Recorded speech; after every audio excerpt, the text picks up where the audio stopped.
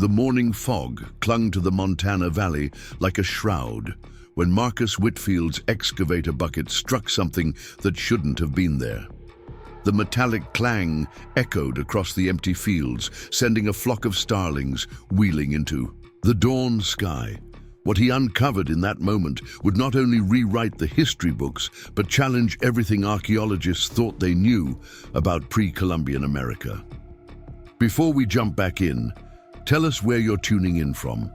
And if this story touches you, make sure you're subscribed, because tomorrow I've saved something extra special for you. The drought had been merciless that spring of 2023. 3 consecutive years of below-average rainfall had transformed Cedar Valley's once-verdant pastures into a patchwork of brown and gold. Marcus Whitfield stood at the edge of his property, surveying the 200 acres that had been in his family for 4 generations.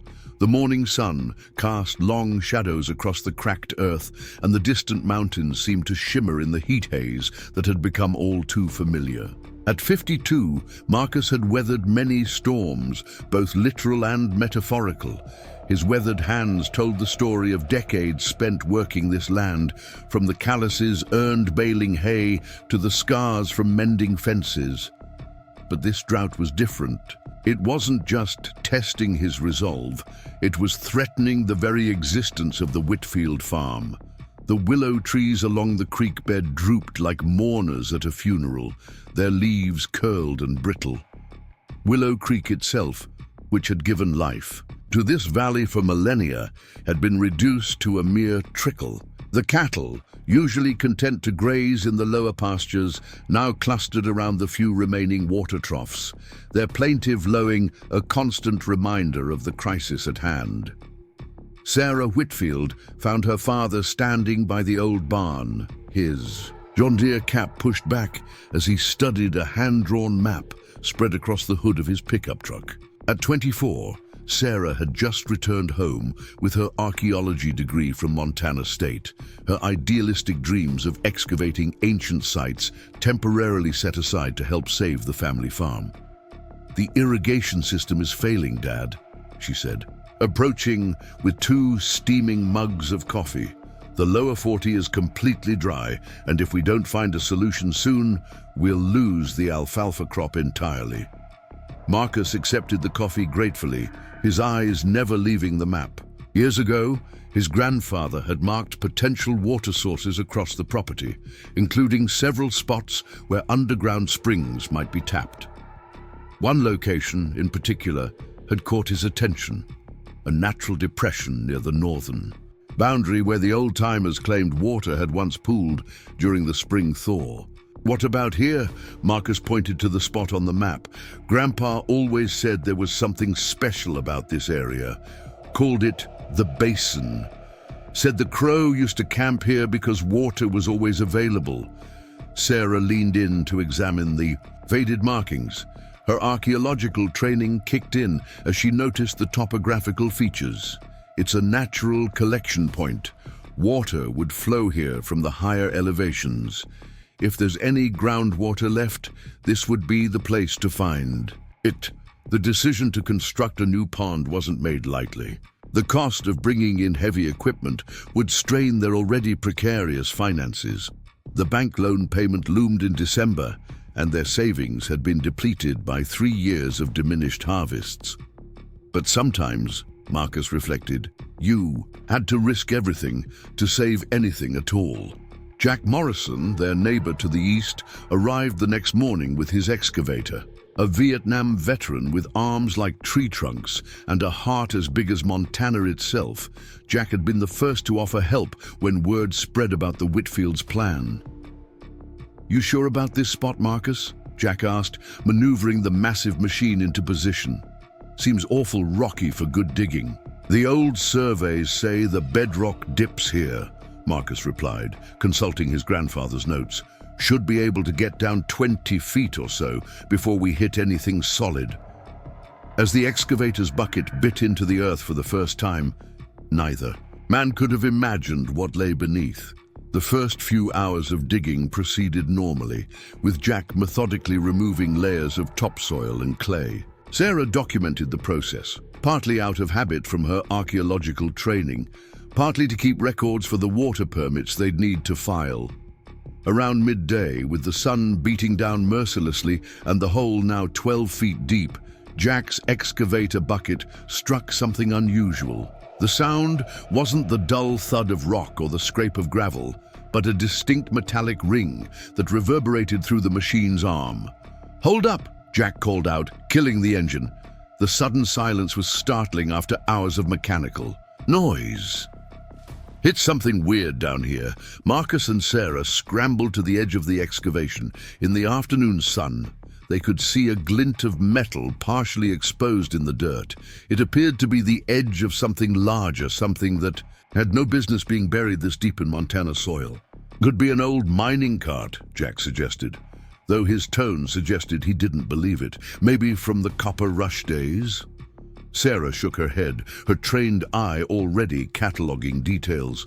The positioning was wrong for mining equipment, and the metal looked too well preserved.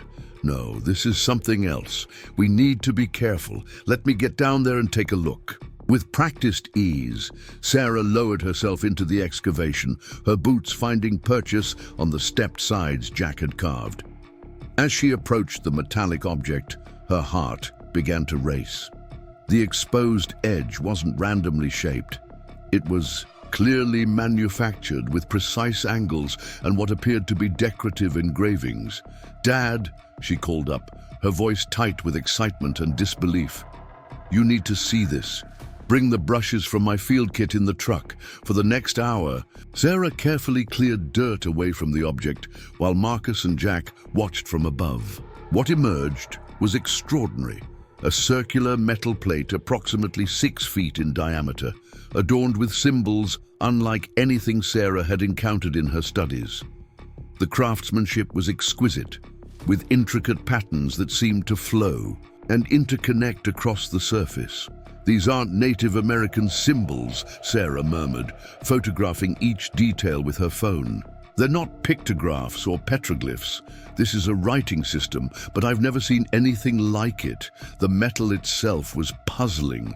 Despite being buried for who knew how long, it showed no signs of corrosion. When Sarah gently tapped it with her trowel, it rang like a bell, suggesting it was hollow underneath. Marcus felt a chill despite the afternoon heat. "Maybe we should call someone. The university? Or the state archaeology department?" "Not yet," Sarah replied, continuing her careful excavation. "Let's understand what we're dealing with first." Preparing and narrating this story took us a lot of time, so if you are enjoying it, subscribe to our channel. It means a lot to us. Now back to the story. "This could be something incredible, Dad. Something that changes everything we know about this region's history." As the sun began to sink toward the western mountains, casting long shadows across the excavation site, Sarah made another startling discovery. The metal plate wasn't just decorative, it was functional. Along one edge, cleverly concealed within the ornate patterns, was what appeared to be a handle or release mechanism. "It's a door," she breathed, her fingers tracing the outline. "Or a hatch. This isn't just an artifact, it's an entrance." The implications hit all three of them simultaneously. They weren't just looking at a buried object, they were standing on the threshold of something much larger, something that had been deliberately hidden beneath the Montana soil, waiting through untold centuries for this moment of discovery. As twilight painted the sky in shades of purple and gold, Marcus made the decision that would change their lives forever. "We keep digging," he said quietly, "but carefully. Whatever's down there, it's been waiting a long time. A few more hours won't hurt." Jack nodded, his earlier skepticism replaced by a sense of reverence. "I'll get the work lights from my truck. Looks like we're in for a long night." Sarah remained in the excavation, her hands resting on the ancient metal surface. She could feel the weight of history pressing down, the sensation of standing at the convergence of past and present. Whatever lay beyond this portal had been created. by hands long turned to dust, by minds that had conceived of something so significant it needed to be preserved beneath the earth itself. As the first stars appeared in the darkening sky, Sarah noticed something else about the symbols on the metal plate. In the oblique light of Jack's work lamps, certain patterns seemed to shift and change, revealing depth and complexity that hadn't been visible in direct sunlight. It was as if the surface had been designed to reveal its secrets only under specific conditions. The darkness brought a drop in temperature, but none of them noticed the chill. They were too focused on carefully exposing more of the metal plate, revealing its full circumference and the sophisticated locking mechanism along its edge. By midnight, they had cleared enough soil to confirm Sarah's theory. It was indeed a circular door, set into what appeared to be a larger stone structure. "We need to document everything before we go any further," Sarah insisted, her archaeological training overriding her excitement. "Every detail, every symbol, every measurement. If this is what I think it is, we're about to uncover something that will rewrite history books." Marcus watched his daughter work, pride swelling in his chest. The drought that had threatened to destroy their legacy had instead led them to discover something far more precious than water. But even as excitement coursed through his veins, a small voice in the back of his mind whispered warnings about the challenges that lay ahead. Great discoveries, he knew from a lifetime of reading history, rarely came without great complications. And as the night deepened around them, as they stood on the brink of unveiling secrets that had been buried for perhaps thousands of years, Marcus couldn't shake the feeling that their lives were about to become very complicated indeed. The metal. Dudra gleamed under the worklights, its mysterious symbols seeming to pulse with ancient purpose. Soon, they would attempt to open it, to peer into whatever chambers lay beyond. But for now, in the quiet Montana night, 3 people stood in silent acknowledgement of the moment when an ordinary irrigation project had transformed into something extraordinary. The drought had forced Marcus Whitfield to dig for water. Instead, he had unearthed a mystery that would soon capture the attention of the world, attract the interest of powerful institutions, and test the bonds of community and family in ways none of them could yet imagine.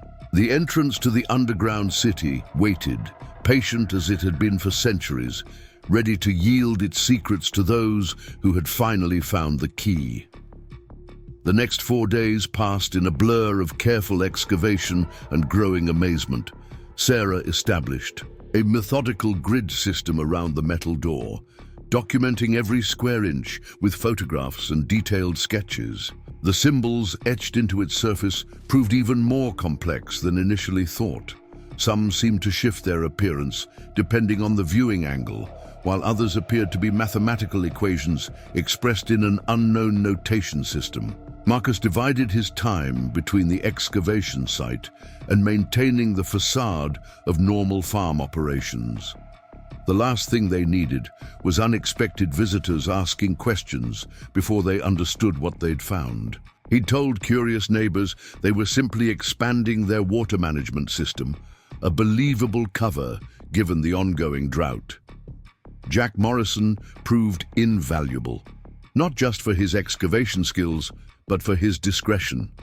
The veteran had seen enough strange things in his life to know when to keep quiet. He also noticed something the others had missed. The stone structure surrounding the metal door extended much further than they'd initially realized. "This isn't just a doorway," Jack observed on the 4th morning, running his hand along the exposed stonework. "Look at how these blocks are fitted together. No mortar, just precision cutting.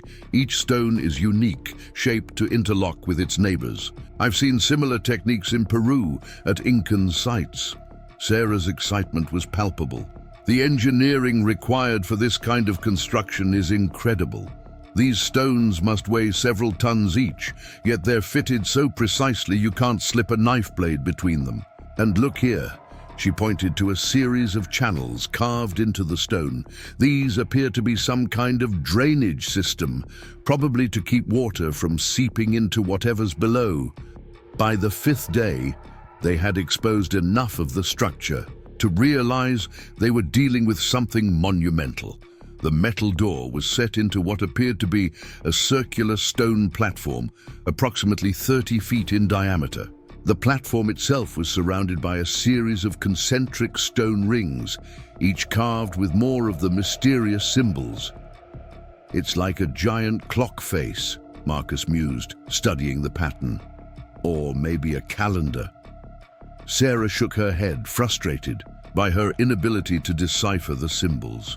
It could be astronomical, mathematical, or something else entirely. Without understanding their writing system, we're just guessing. That evening, as they sat around Marcus's kitchen table, reviewing the day's documentation, Sarah made a decision. "We need help, Dad. This is beyond anything I'm equipped to handle. I know we wanted to keep this quiet, but we need expert assistance." Marcus had been dreading this moment. He knew his daughter was right, but he also understood what bringing in outsiders would mean. Their quiet discovery would become public knowledge, attracting attention from academics, government agencies, and possibly worse. "Who did you have in mind?" he asked reluctantly. Sarah pulled out her laptop and opened a file she'd been preparing. "Professor David Chen, formerly of the University of Washington. He's retired now, lives in Missoula. He's one of the world's leading experts on pre-Columbian American civilizations and ancient writing systems. More importantly, he has a reputation for integrity and discretion." "How do you know him?" "He was a guest lecturer at Montana State last year. We corresponded a few times about my thesis on indigenous trading networks. He's brilliant, Dad. And more importantly, he's independent. No institutional affiliations that might complicate things." Marcus studied the professor's biography on the screen. The man's credentials were impressive.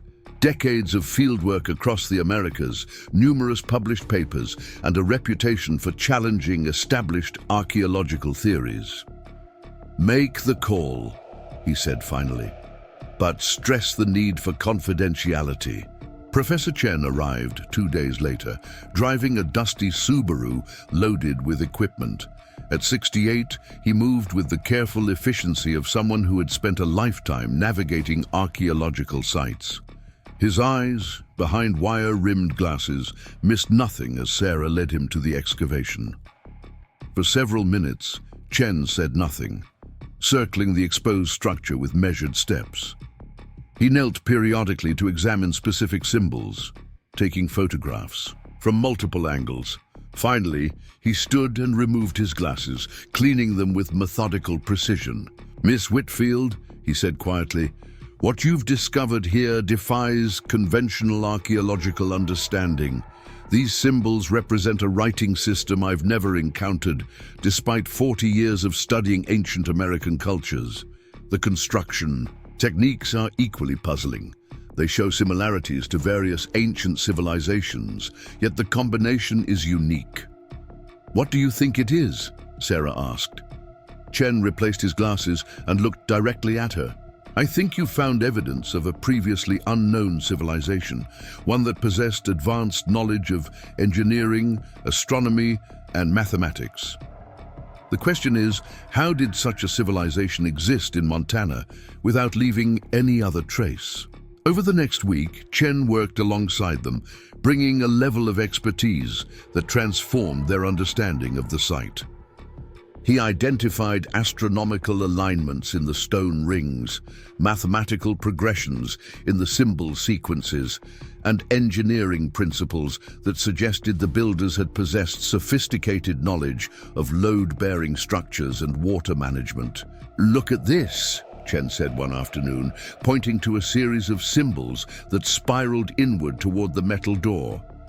"This appears to be instructions, possibly for opening the door, or perhaps a warning about what lies beyond. The repetition of certain symbols suggests they're emphasizing something important." Sarah leaned in to study the sequence. "Can you translate it?" Not fully, not yet, but I'm beginning to recognize patterns. This symbol here, he indicated a complex glyph that appeared frequently, seems to represent knowledge or wisdom. And this one, he pointed to another, appears to be a warning marker. It's used consistently before sequences that seem to describe dangerous or important procedures. As their understanding grew, so did their awareness of the site's significance. This wasn't just an isolated structure, it was an entrance to something much larger. The precision of its construction, the complexity of its symbolic system, and the advanced engineering all pointed to a civilization far more sophisticated than conventional history allowed for pre-Columbian Montana.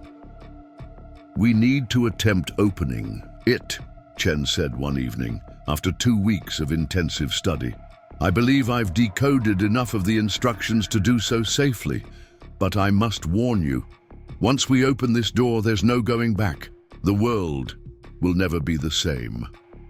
Marcus felt the weight of the decision. The drought that had threatened his farm now seemed almost trivial compared to what they were contemplating. "What about authorities? Shouldn't we notify someone official?" Chen's expression grew serious. "In my experience, official channels often lead to bureaucratic complications that can shut down important discoveries. I suggest we document everything meticulously, ensure we have legal standing as the property owners, and proceed carefully. If what's beyond this door is as significant as I suspect, we'll need irrefutable evidence before involving government agencies." The decision was made. They would attempt to open the door the following morning, after one more night, to prepare equipment and review Chen's translation of the opening sequence. That night, none of them slept well. Marcus lay awake, thinking about his ancestors who had farmed this land, never suspecting what lay beneath their feet. Sarah reviewed her notes obsessively, double-checking every measurement and photograph. Chen spent hours cross-referencing his symbol translations, searching for any warning he might have missed. Dawn came gray and overcast, with low clouds hugging the mountains. The weather seemed appropriate for such a momentous day, neither celebrating nor forbidding, simply waiting. They gathered at the site as the first light touched the excavation, their breath visible in the cool morning air. "According to my translation," Chen explained, "the opening sequence involves pressing specific symbols in a particular order. The mechanism appears to be mechanical rather than electronic, which explains how it's remained functional. The builders clearly intended for this to be opened again someday." Sarah documented everything with multiple cameras as Chen carefully pressed the first symbol. A soft click echoed from within the door, barely audible but unmistakable. The second symbol produced another click, and with the third, they heard the sound of internal mechanisms engaging. "The sequence is working," Chen murmured, continuing the process. "The precision required to create something that still functions after centuries underground is remarkable." As he pressed the final symbol, a deep rumble emanated from beneath their feet. The massive metal door began to rotate slowly, retreating into the stone platform like the iris of a giant eye. Cool air rushed out from the opening, carrying scents of stone and something else, a faint electrical charge that made their hair stand on end. The opening revealed a circular shaft, approximately 10 feet in diameter, with stone steps spiraling downward along its walls. The construction was flawless, each step precisely carved and positioned. Mounted at regular intervals were what appeared to be light fixtures, though their design was unlike anything they'd seen before. "Extraordinary," Chen breathed. "Look at the walls. They're perfectly smooth, as if machined. And these fixtures, they can't be torches or oil lamps. The design suggests some form of artificial lighting." As if responding to his words, the nearest fixture began to glow with a soft blue-white light. Then another activated, and another, creating a cascade of illumination that descended into the depths. The light was steady and bright, revealing the full extent of the stairway that curved down beyond their sight. "How is this possible?" Marcus asked, his voice barely above a whisper. "There's no power source." Chen was already examining the nearest light fixture. "The technology is beyond anything I've encountered. It appears to be some form of chemical or crystalline illumination that activates in the presence of oxygen." "Remarkable." Sarah was already preparing her equipment. "We need to go down. We need to see what's there." "Wait," Marcus cautioned. "We don't know what we're walking into. There could be structural dangers, bad air, or who knows what else." Chen nodded agreement. "Your father's right. We proceed cautiously. I'll go first with the gas detector. Sarah, you document everything. Marcus, monitor our safety lines. We'll descend 50 feet and reassess." They rigged safety harnesses and ropes, tested their equipment, and began the descent. The stairs were wide enough for two people to walk abreast, with a smooth railing carved into the outer wall. The mysterious lights continued to activate ahead of them, always maintaining illumination for about 30 feet in each direction. The temperature dropped as they descended, but the air remained fresh and breathable. Chen's instruments showed normal oxygen levels and no toxic gases. After 50 steps, they paused at a small landing. "Look at this," Sarah said, pointing to a series of symbols carved into the landing's wall. "It's like a directory or map." Chen studied the symbols carefully. "You're right. This appears to show different levels or chambers. If I'm reading this correctly, we're approaching what they called the Gallery of Chronicles, possibly a records chamber or library." They continued downward, counting steps. At 120 steps, the stairway opened into a vast circular chamber that took their breath away. The ceiling soared 50 feet overhead, supported by graceful columns that seemed to grow. From the floor like stone trees, the walls were covered in intricate carvings, not just symbols, but elaborate scenes depicting people, animals, and activities. But it was the center of the chamber that drew their attention. A circular platform rose from the floor, and upon it sat what could only be described as a model, a miniature representation of a vast underground complex. Tiny buildings, passages, and chambers were rendered in perfect detail, showing a city that extended for what must be miles beneath the earth. "This is it," Chen said, his voice filled with awe. "This is a map of the underground city. And look, we've only reached the entrance level. The actual city lies deeper still."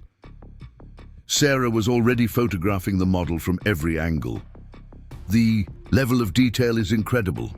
Look at these structures. They have windows, doorways, even what appears to be a water system." Marcus stood back, trying to comprehend the scale of what they discovered. Who built this? And why? Why create an entire city underground? Chen was examining a series of panels around the room's perimeter. These appear to be historical records. If we can decipher them, they might answer your questions. But one thing is clear. This wasn't built as a shelter or hideaway. This was a planned community designed for permanent habitation. As they explored the chamber, they discovered that each wall panel told part of a story. The carved scenes showed the progression of a civilization, from surface dwellers to underground architects. There were depictions of astronomical events, great gatherings, and what appeared to be technological achievements.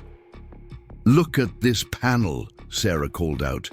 "It shows them building the entrance we just came through, but the landscape above ground. And it's different. These trees, these mountains, they're not quite right for Montana." Chen joined her, studying the scene. "You're right, the geography is different. Either the landscape has changed dramatically over time, or..."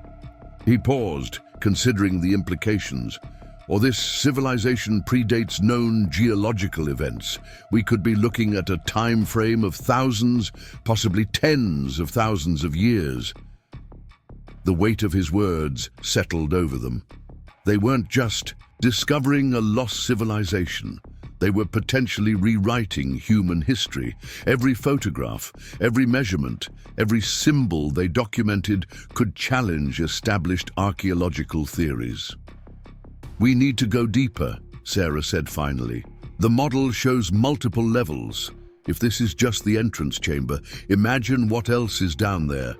Chen nodded, but urged caution. "We'll proceed systematically. This chamber alone contains enough information to keep researchers busy for years. We need to document everything before moving forward, and we need to consider the implications of what we're doing." Marcus understood what Chen meant. They had crossed a threshold, literally and figuratively. Above ground, they had been able to maintain the pretense of a simple farming operation. But this discovery would eventually draw attention from around the world. Universities, governments, media, they would all want access to this site. "We need a plan," Marcus said, "for protecting this place, for controlling how information is released, for dealing with what's coming." Chen sat down on one of the carved stone benches that lined the chamber. "In my experience, discoveries of this magnitude attract three types of attention: academic, governmental, and unfortunately, those who seek to exploit historical treasures for profit or power. We need to be prepared for all three."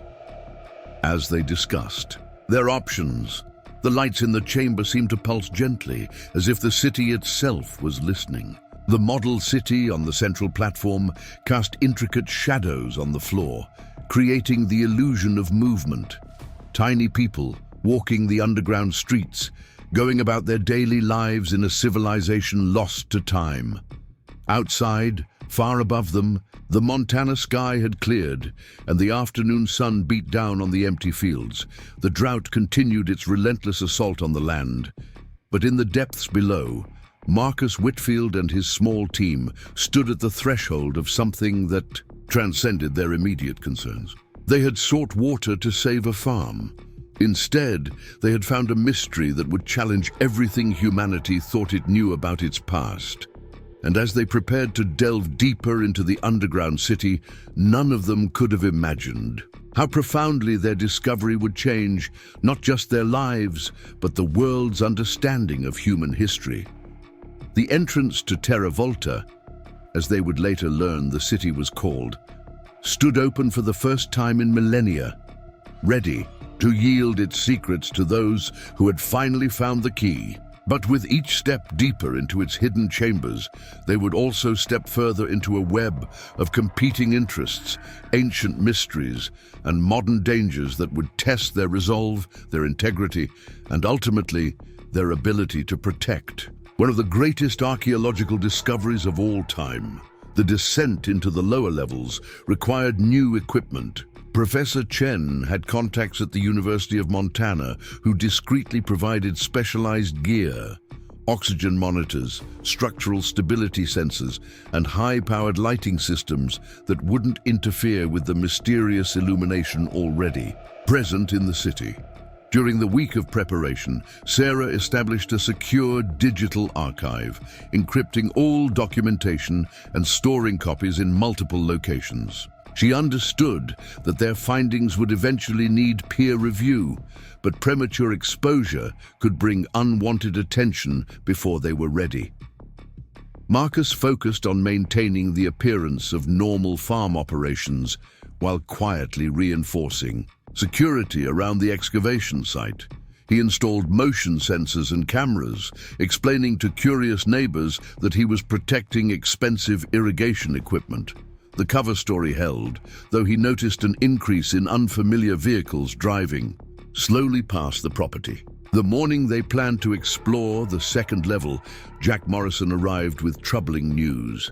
"There's been someone asking questions in town," he reported, accepting a cup of coffee from Sarah. "A woman, professional looking, claims to be writing an article about drought adaptation strategies. But she's asking specifically about unusual geological features on your property." Chen looked up from his notes. "Did she give a name?" "Dr. Victoria Sterling," said she was from the Blackwood Museum of Ancient Civilizations in Denver. Jack paused. Thing is, I've got a buddy who works security there. He's never heard of her, and there's no record of any Victoria Sterling on their staff. The revelation cast a shadow over their plans. Someone was already investigating using false credentials to gather information. Chen's expression grew serious. This changes things. We need to accelerate our documentation and establish legal protections immediately. That afternoon, while Sarah and Chen prepared for the descent, Marcus drove to Cedar Valley's small law office. Thomas Hernandez, the local attorney who had handled the Whitfield family's legal matters for decades, listened with growing amazement as Marcus explained their discovery, leaving out specific details but emphasizing the need for immediate legal protection. What you're describing sounds like a significant archaeological find, Hernandez said carefully. Under Montana law, objects found on private property generally belong to the landowner, but there are complications with sites of historical or cultural significance. What kind of complications? State and federal agencies can claim jurisdiction. If the site is deemed nationally significant, Native American tribes may have claims if there's cultural connection, and there's the Antiquities Act to consider. Hernandez leaned forward. Marcus, if what you've found is as important as you suggest, you need specialized legal counsel. I can help with immediate protections, but you'll need experts in archaeological law. They spent the next hour drafting documents that established the Whitfield's discovery claim and creating a legal framework for controlling access to the site. Hernandez also suggested forming a trust to manage the archaeological assets, providing additional legal protection. Meanwhile, back at the farm, Sarah and Chen had descended to the Gallery of Chronicles to continue their preparations. The chamber's carved panels had yielded new insights with each visit. Chen had identified what appeared to be a timeline of the civilization's development, showing their transition from surface dwellers to underground architects. Look at this sequence, Chen said, pointing to a series of panels. It shows what appears to be a catastrophic event, possibly volcanic or meteoric. The surface becomes uninhabitable, forcing them underground. But they didn't just survive. They thrived, developing technologies we're only beginning to understand. Sarah was documenting a different panel. This one shows their water management system. They channeled underground rivers, created artificial lakes, even developed what looks like hydroponic farming. The engineering is incredible. As they worked, the lights throughout the chamber pulsed in a subtle rhythm as if responding to their presence. Chen had noticed this phenomenon before, but hadn't mentioned it, unsure if it was real or his imagination. Now, watching Sarah work, he saw her pause and look around. "Do you feel that?" she asked. "It's like the city is breathing." Chen nodded. "I've noticed it too. The lights seem to respond to our movements, our voices. It's as if the city's systems are still active, still monitoring." The implications were staggering.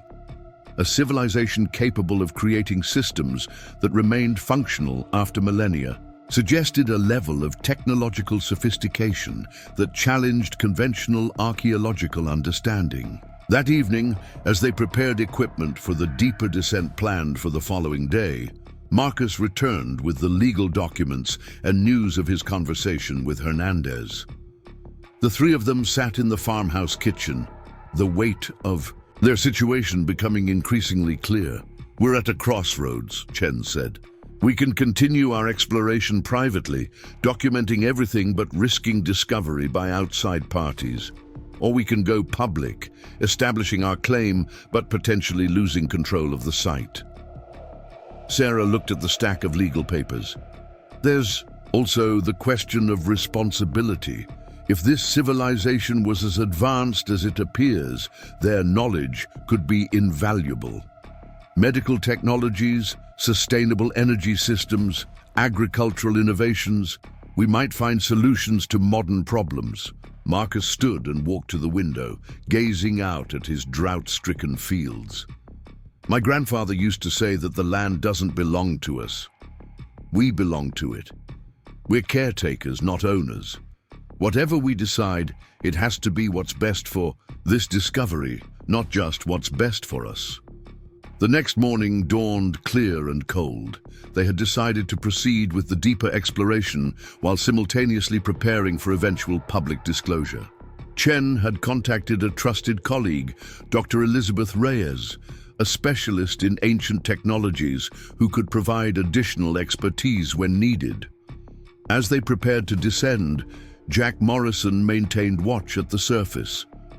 They had established a communication system using military-grade radios that could penetrate the stone and earth. Safety protocols were reviewed one final time before they entered the shaft. The now familiar spiral staircase seemed less mysterious, but no less impressive as they descended past the Gallery of Chronicles. According to the city model, the next level should be what the builders had called the Hall of Resonance, a name that had puzzled them since its discovery. At 200 steps down, the stairway opened into a corridor unlike anything they'd seen. The walls were lined with what appeared to be crystalline panels, each one carved with intricate geometric patterns. As they stepped into the corridor, Sarah gasped. The sound of her surprise didn't just echo, it transformed. The crystalline panels caught the sound and seemed to amplify and modulate it, creating a harmony that filled the space with musical tones. Even their footsteps created subtle melodies as they walked. Acoustic engineering, Chen whispered, and his whisper became a soft chord that rippled along the corridor. They've created an environment where sound itself becomes art. The corridor led to a vast circular chamber that defied their expectations. The ceiling stretched upward in a perfect dome, its surface covered in more crystalline formations. In the center of the room stood what could only be described as an instrument, a complex arrangement of crystal tubes, metallic strings, and resonating chambers that rose 30 feet into the air. "It's a concert hall," Sarah breathed, her words creating a cascade of harmonics that spiraled around the room. But look at the seating arrangements. They're not just for listening. Each position seems designed to contribute to the sound. Chen was examining inscriptions around the chamber's perimeter. These appear to be instructions or perhaps musical notations. They've integrated their writing system with their acoustic engineering. It's simultaneous communication and art. As they explored the chamber, they discovered that different areas produced different acoustic effects. Some spots created echoes that lasted for minutes, while others absorbed sound completely. The central instrument, when touched gently, produced tones that seemed to resonate in their bones. This level appears to be dedicated to what they considered the harmony of existence. Chen interpreted from the inscriptions. They believed sound was fundamental to understanding the universe. These chambers weren't just for entertainment. They were for education, meditation, possibly even healing. Sarah was photographing a series of smaller chambers that branched off from the main hall. Each one had different acoustic properties and appeared designed for specific purposes. One chamber seemed to amplify whispers while dampening louder sounds. Another created perfect echoes at specific frequencies. The precision required to create these effects is astounding, she noted. They must have had an advanced understanding of wave mechanics and acoustic physics. As they documented the Hall of Resonance, the communication radio crackled with Jack's voice. "Marcus, you've got visitors up here. 2 SUVs just pulled up, professional-looking folks asking about archaeological surveys." Marcus exchanged glances with Chen and Sarah. Did they identify themselves? "The woman in charge says she's Dr. Victoria Sterling from the Blackwood Museum. She's got credentials and a court order requiring cooperation with a preliminary archaeological assessment." Chen's face darkened. A court order? That's impossible. How could they get a court order without proof of a significant find? We need to get back to the surface, Marcus decided. Sarah, secure the documentation. Professor, make sure everything's photographed. They quickly gathered their equipment and began the ascent. As they climbed, Marcus's mind raced. Someone with resources and connections was moving against them, using the legal system to force access to their discovery. The question was, who was really behind this, and what did they know? Emerging from the entrance shaft, they found Jack standing protectively near the opening while two black SUVs idled nearby. 4 people in professional attire waited by the vehicles, led by a tall woman with steel-gray hair pulled back in a severe bun. "Mr. Whitfield," she called out as Marcus approached. "I'm Dr. Victoria Sterling. I believe you've made a discovery of significant archaeological importance. This court order authorizes a preliminary assessment to determine if state intervention is required." Marcus accepted the document she offered, scanning it quickly. The order was real, issued by a judge in Helena, citing concerns about potential damage to historical resources. But something about it felt wrong. The language was vague, the justification thin. "How did you become aware of any archaeological discovery on my property?" Marcus asked directly. Dr. Sterling's smile didn't reach her eyes. "We monitor various indicators: unusual excavation activity, equipment rentals, consultations with known archaeological experts." Her gaze shifted to Chen. Professor Chen's involvement particularly caught our attention. Chen stepped forward. "I'm not aware of any Blackwood Museum of Ancient Civilizations in Denver. Perhaps you could clarify your institutional affiliation?" For a moment, Sterling's composure flickered. "The museum maintains a low profile. We specialize in sensitive discoveries, sites that require discreet handling." Sarah had been quietly checking her phone. She caught Marcus's eye and shook her head slightly. No online presence for either the museum or Dr. Sterling. "I'll need time to consult with my attorney about this order," Marcus said firmly. "Until then, I can't allow access to my property." Sterling's expression hardened. "Mr. Whitfield, the order is quite clear. Obstruction could result in serious legal consequences. And unauthorized archaeological exploration could violate federal laws," Chen interjected. "Perhaps we should all consult our respective legal counsel before proceeding." The standoff lasted several tense moments before Sterling stepped back. "Very well. You have 24 hours to comply. But understand this. Sites of this nature have a way of attracting attention. It would be in everyone's best interest to cooperate with proper authorities." As the SUVs departed, dust rising in their wake, the implications of the encounter settled over the group. Their secret was out, or at least partially exposed. Someone with significant resources was maneuvering to gain control of the site. "She's not who she claims to be," Sarah said once the vehicles were out of sight. "No digital footprint, no institutional verification. That court order might be real, but whoever's behind this has serious connections." Chen was already on his move, phone calling colleagues to research the mysterious museum and Dr. Sterling. Marcus stared at the setting sun, realizing their time of private exploration was ending. "We need to accelerate everything," he decided. "Document as much as possible, establish stronger legal protections, and prepare for what's coming. This discovery is too important to let it fall into the wrong hands." That night they worked in shifts. While Jack maintained security, Sarah uploaded encrypted documentation to secure servers. Chen reached out to trusted colleagues in the archaeological community, carefully sharing limited information while gauging who might provide support.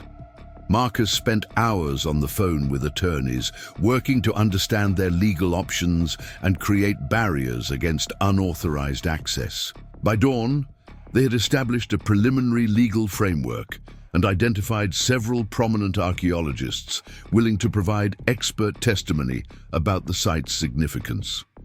As the sun rose over Cedar Valley, casting long shadows across the drought-stricken landscape, Marcus stood once again at the edge of the excavation. The entrance to Terra Volta remained sealed. They had activated the closing mechanism as a precaution. But he knew the seal was temporary. Forces were mobilizing, interests were converging, and the underground city's secrets would soon become the center of a larger conflict. The drought that had threatened to destroy his family's legacy had instead uncovered something that transcended personal concerns.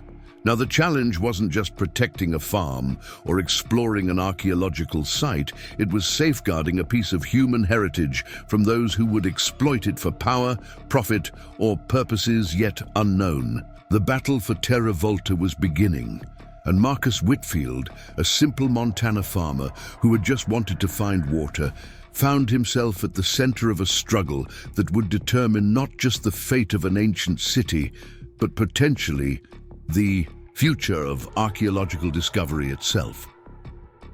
Marcus awoke before dawn, his mind racing with the implications of the previous day's confrontation. The mysterious Dr. Sterling, if that was even her real name, had revealed the powerful interests, now circling his discovery like vultures. The court order might have been temporarily challenged, but he knew this was merely the opening salvo in what would likely become a protracted battle. The farmhouse kitchen, typically a place of comfort with its worn wooden table and the lingering scent of fresh coffee, now served as an impromptu war room. Maps of the property were spread across the table alongside printouts of legal documents and archaeological regulations. Sarah sat hunched over her laptop, dark circles under her eyes, testifying to a night spent researching rather than sleeping. "Any luck identifying our mysterious visitors?" Marcus asked, pouring himself a cup of the strong black coffee Sarah had already brewed. She looked up, tucking a strand of hair behind her ear. "I've been cross-referencing property records, corporate filings, and archaeological permits issued in Montana over the past decade. There's definitely a pattern emerging." She turned her laptop toward him, displaying a complex web of connections between seemingly unrelated entities. Blackwood Industries operates through a network of shell companies and subsidiaries. They've been systematically acquiring properties with unusual geological features or historical significance throughout the Rocky Mountain region. "For what purpose?" Marcus asked, studying the screen. "That's where it gets interesting," Sarah replied. "They file patents, lots of them. Technologies related to advanced materials, energy systems, water purification, all supposedly developed in their corporate labs. But the timing is suspicious. Many appear shortly after they acquire these properties." Professor Chen entered the kitchen, his normally impeccable appearance showing signs of strain. He'd spent the night in one of the farm's spare bedrooms, having deemed it too risky to return to his hotel in town. "They're reverse engineering," Chen said, accepting a cup of coffee from Marcus. "Finding ancient technologies and adapting them for modern applications. It's been rumored in archaeological circles for years, but proving it has been impossible. These corporations operate in the shadows, using legal intimidation and financial power to keep their activities hidden." The farmhouse phone rang, startling them. Marcus answered to find Sheriff Bradley on the line, his usually calm voice tinged with concern. "Marcus, thought you should know. There's been unusual activity in town. Several unmarked vehicles arrived overnight, and the Continental Hotel has suddenly booked solid, with what the manager describes as business types asking questions about your property." "Thanks for the heads up, Tom," Marcus replied, exchanging worried glances with Sarah and Chen. "Any official inquiries?"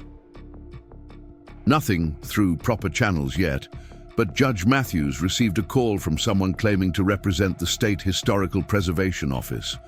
Seemed odd enough that he mentioned it to me over breakfast at the diner. After thanking the sheriff, Marcus relayed the information. They're mobilizing, he concluded. Bringing in personnel, establishing presence, preparing for something.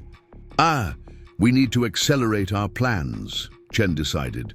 The International Archaeological Council team must arrive sooner than scheduled.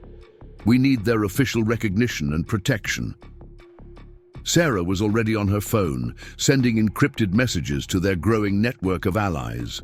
Over the past week, they had carefully established contact with trusted academics, ethical legal experts, and independent archaeological organizations, people who respected the significance of such discoveries and the importance of protecting them from exploitation. Grace Henderson arrived an hour later, her silver Subaru kicking up dust as it bounced down the farm's access road. The president of the Cedar Valley Historical Society had become an unexpected but valuable ally, her extensive knowledge of local history providing crucial context for their discovery. I've been digging through our archives all night, she announced, dropping a heavy box of documents onto the kitchen table. The Blackwood connection to this region goes back even further than I initially thought. She pulled out a leather-bound journal, its pages yellowed with age. Robert Blackwood's personal diary, 1876. Listen to this entry from August that year. Encountered a Crow elder today who spoke of the ancient ones who dwelled beneath the earth. He calls them the people of the shining stones and warns that their dwelling places should remain undisturbed. The old man's tales align eerily with certain artifacts I have already obtained. I must investigate further, though discretion is paramount. Grace flipped forward several pages. And here, October 1876, I have located what appears to be an entrance, but my guide refused to proceed further. The symbols match those on the artifacts. I have documented the location, but will wait for proper equipment before attempting exploration. The potential significance of this discovery cannot be overstated. If what the Crow Elder suggested is true, what lies beneath could transform our understanding of this continent's history, and perhaps the fortune of the Blackwood name.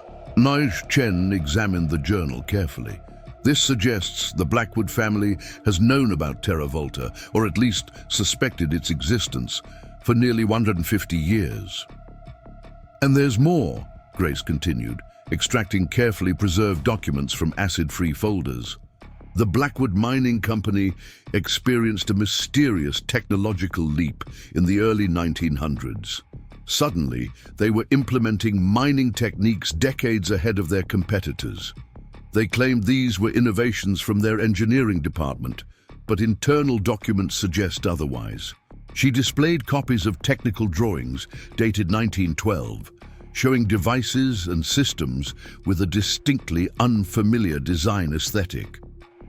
These don't look like typical early 20th century engineering, do they?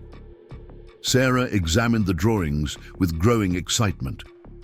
The geometric principles, the integrated systems approach, these bear striking similarities to what we're seeing in Terra Volta. The Blackwoods found something, Grace concluded. Not the main city, perhaps, but possibly an outpost or secondary site. They've been exploiting this knowledge for generations, presenting ancient technologies as their own innovations. Marcus stared out the window at his drought-stricken fields, the implications sinking in. So this Dr. Sterling works for the current Blackwood interests? They've been waiting for Terra Volta to be rediscovered. Not just waiting, Chen corrected grimly, actively searching. Your drought created an opportunity they've been anticipating for generations. When you decided to dig that irrigation pond, you inadvertently triggered their surveillance systems, satellite monitoring, geological surveys, perhaps even local informants. The gravity of their situation crystallized in that moment. This wasn't simply about archaeological significance or academic recognition. They were facing a powerful corporate entity with over a century of experience in appropriating ancient knowledge for profit and the resources to overwhelm any conventional opposition. Jack Morrison's weathered pickup truck rumbled into the yard, adding another ally to their growing resistance. The Vietnam veteran had taken it upon himself to organize a rotating watch of trusted local farmers. These men and women, many of whom had known the Whitfield family for generations, had established an informal perimeter around the property, reporting any suspicious activity. 2 more SUVs at the Continental, Jack reported, accepting a mug of coffee, and some fancy scientific equipment being unloaded at the old Mason warehouse on the edge of town. Looks like they're setting up a base of operations. Marcus made a decision. We need to show the council representatives more than just the entrance level. Before Blackwood's people can interfere, we need to document the deeper levels, establish the full significance of what we've found. Chen looked concerned. The deeper chambers haven't been properly assessed for structural stability. There's risk involved. There's greater risk in waiting, Sarah countered. If Blackwood Industries manages to gain control of the site, even temporarily, who knows what they might remove or destroy to protect their interests. The decision was made. While Grace and Jack maintained surface security, Marcus, Sarah, and Chen would descend to the 3rd level, an area they had glimpsed but not yet properly explored. According to the city model in the Gallery of Chronicles, this level contained what appeared to be research or educational facilities, possibly holding crucial information about Terra Volta's technology and history. They entered the shaft at midday, the ancient door rotating silently on mechanisms that had maintained their precision through millennia.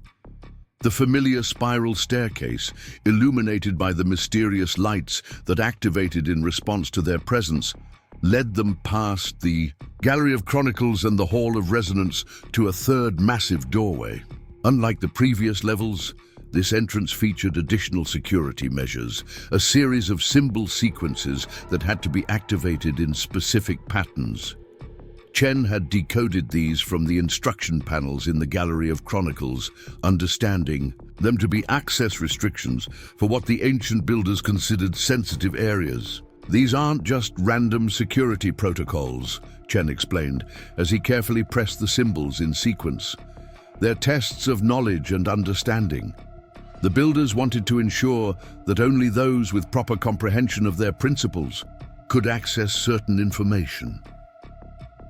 As the final symbol was activated, the massive door began to rotate, revealing a chamber unlike anything they had seen before. The ceiling soared nearly 50 feet overhead, supported by columns that branched like trees, creating an organic, almost forest-like atmosphere.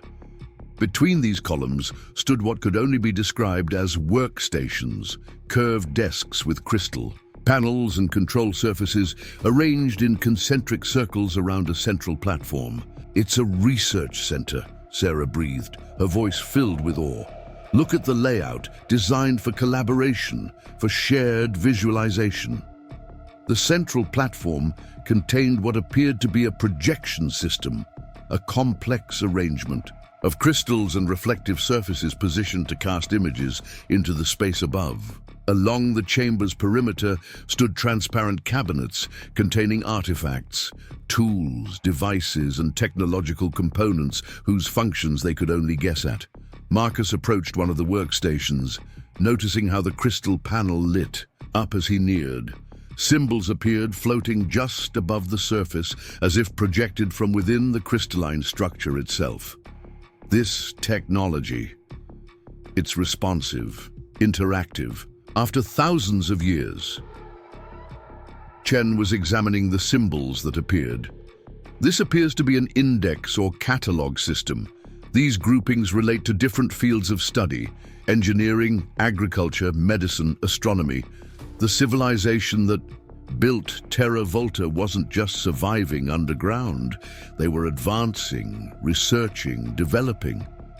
Sarah had moved to the central platform, studying the projection mechanism with fascination. I think this is a teaching tool. The arrangements suggest it's designed to display three-dimensional models, perhaps for educational purposes or collaborative research. As they explored, they documented everything with multiple cameras, ensuring that every detail was preserved. Digitally, the significance of what they were finding grew with each new discovery.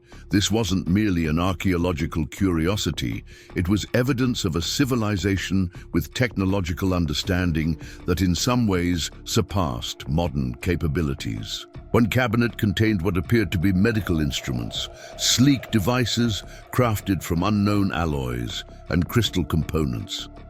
Another housed agricultural tools designed for growing plants without sunlight, using principles that reminded Sarah of advanced hydroponics, but with refinements beyond current methods. They solved problems we're still struggling with, Marcus observed, examining diagrams that seemed to detail water recycling systems of extraordinary efficiency. Sustainable food production, water conservation, energy generation. They created a completely self-sufficient ecosystem underground. Chen was particularly fascinated by a section that appeared to document the city's construction history. According to these records, Terra Volta wasn't built in a single effort. It evolved over generations, constantly adapting and improving. The earliest sections date to what we would call the pre-Columbian era, but the most advanced areas were developed much later, continuing long after conventional history suggests these civilizations had disappeared. Guessa. They didn't disappear, Sarah realized, studying the historical timeline depicted in a series of panels. They relocated, moved underground, continued evolving away from surface observation. What if other lost civilizations did the same? What if there are more cities like Terra Volta across the Americas?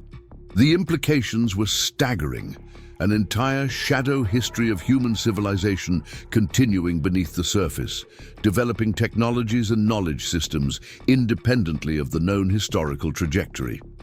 The potential value of such knowledge in addressing contemporary challenges like climate change, resource scarcity, and sustainable development was incalculable. And now, a corporate entity with a century-long history of exploitation was positioning itself to control this discovery, to commodify and patent ancient wisdom for private profit rather than universal benefit.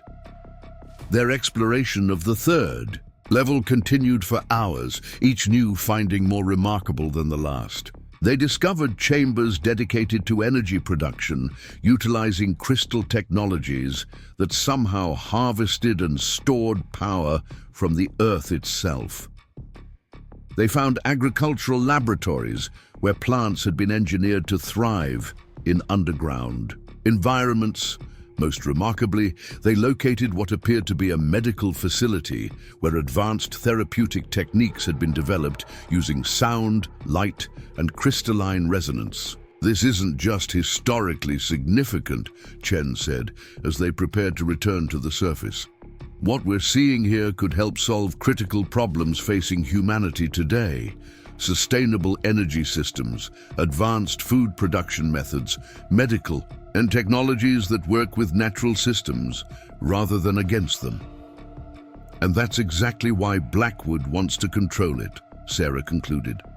Imagine the patents, the proprietary technologies, the market dominance they could establish.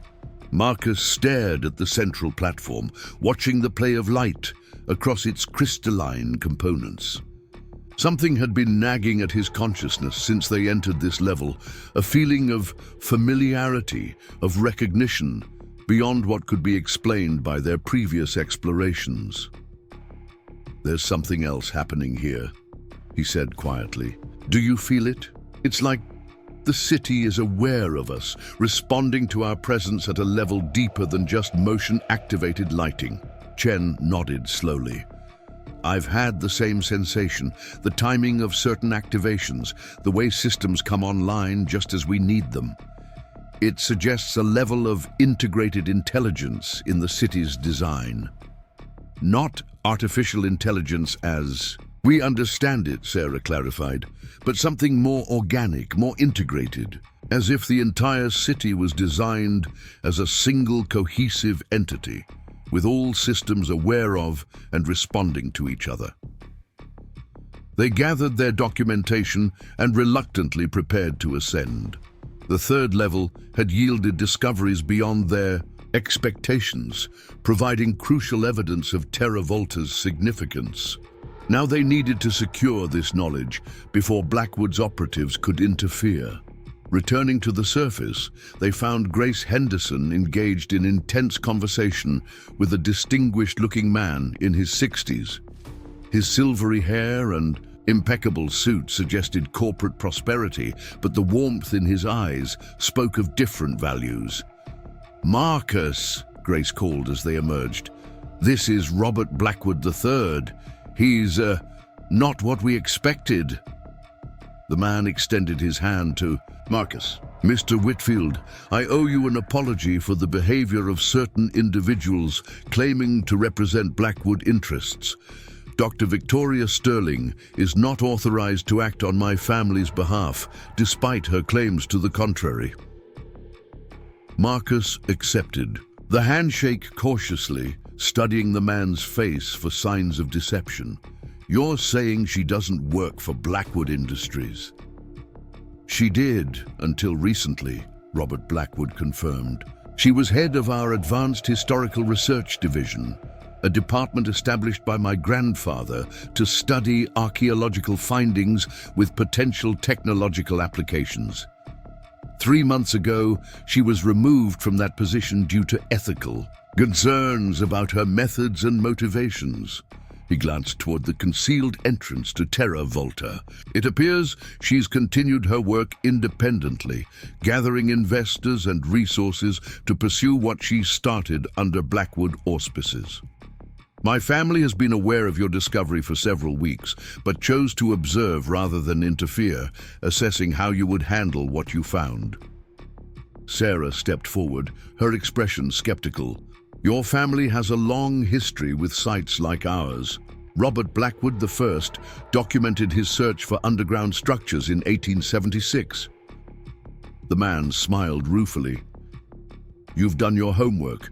Ms. Whitfield, yes, my great-grandfather became obsessed with what he called the ancient engineers.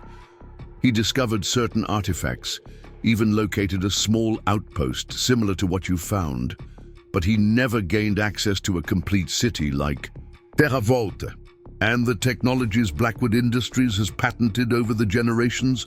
Chen inquired directly. "The suspicious timing between archaeological acquisitions and sudden innovations?" "A complicated legacy," Robert admitted. "My ancestors certainly exploited what they found, presenting ancient technologies as modern innovations. I've spent the past decade trying to change that approach, establishing the Blackwood Heritage Foundation to properly document and share these discoveries." He reached into his jacket and removed a slim portfolio. "This is why I'm here, Mr. Whitfield. Not to claim your discovery, but to offer resources for its protection and proper study. The Foundation can provide security, legal support and research funding, with no claims of ownership or intellectual property rights." Marcus accepted the portfolio but remained guarded. "Why would you offer this? What's your interest?" Robert Blackwood's expression grew solemn. "Because Sterling and her backers represent exactly what I've been fighting against within my own family's legacy. They view Terra Volta purely as a source of exploitable technology, with no regard for its cultural or historical significance. They will extract what they consider valuable and likely destroy the rest to protect their innovations from scrutiny." He gestured toward the drought-stricken fields surrounding them. "And because what you found might contain knowledge Humanity desperately needs sustainable water management, food production systems, energy technologies that don't damage the earth. My family spent generations profiting from ancient wisdom. Perhaps it's time we helped return some of that knowledge to common benefit. The offer was compelling, but Marcus had learned to be cautious. We'll need time to verify your claims and consider your proposal. Currently, we're focused on documenting everything and establishing international protection for the site. A wise approach, Robert nodded. The International Archaeological Council carries significant weight. I'd suggest adding the Indigenous Heritage Preservation Alliance as well. They have unique legal standing in cases involving pre-Columbian sites. As they discussed potential strategies, Jack Morrison's voice crackled over the radio. Heads up, folks, we've got company coming. 4 black SUVs just turned onto the access road, moving fast, government plates. Marcus exchanged glances with Sarah and Chen. This was a new development, not Blackwood's people, not Sterling's group, but apparently official government interest.